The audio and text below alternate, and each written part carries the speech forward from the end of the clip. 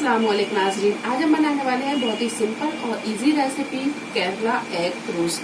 तो चलिए शुरू करते हैं इसे बनाना। इसे बनाने के लिए कढ़ाई में हमने 1 बड़ा चम्मच तेल को गरम कर लिया है। इसमें हम डालेंगे साबुत मसाले, काली मिर्च, लौंग, दालचीनी, हरी इलायची। बस इसे हमने पतला काट लिया है। प्याज को हल्का गुलाबी होने तक फ्राई कर लेंगे। प्याज जब अच्छे से फ्राई हो जाए तो इसमें हम डालेंगे अदरक और लहसुन का पेस्ट। 1 टेबल स्पून अदरक का पेस्ट, 1 टेबल स्पून लहसुन का पेस्ट। थोड़ी देर इसे भून लेंगे।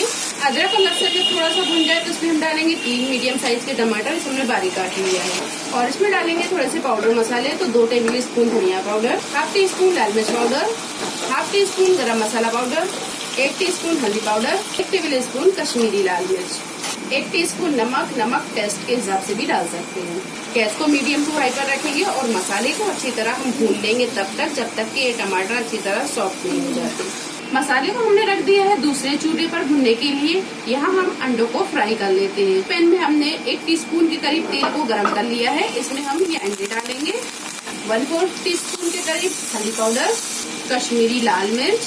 गैस को हम यहाँ मीडियम पर रखेंगे और ये अंडों को अच्छे से फ्राई कर लेंगे। तो अंडों को फ्राई करने से पहले आप अंडों में थोड़े से निशान लगा लें कट के, ताकि मसाला अंडों के अंदर तक पहुँच जाए। तो 2 से 3 मिनट लगे। अंडे अच्छी तरह फ्राई हो गए हैं। गैस को हम बंद कर देंगे। मसाला अच्छे से भून गया है। हमने जो टमाटर डाले थे वो भी सॉफ्ट हो गए और मसाले में तेल भी छोड़ दिया है। अब इसमें हम डालेंगे अंडे जो हमने फ्राई किए थे। आधा गिलास के करीब इसमें पहले हम पानी डालेंगे। पानी को मिक्स करने के बाद में और इसमें डालेंगे ये अंडे। पैन में हम थोड़ा सा पानी डालेंगे और इसे धोकर डाल देंगे। अच्छी तरह से मिक्स करेंगे और अगर आपको लगता है कि ग्रेवी बहुत ज्यादा गाढ़ी है तो फिर आप इसमें थोड़ा सा पानी और डाल दें।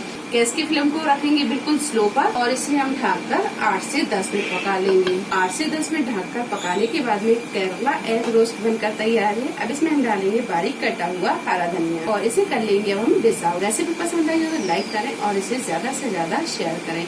तो अगली नई वीडियो के साथ फिर हाजिर होते हैं। तब तक अपना ख्याल रखें। अल्लाह हाफिज।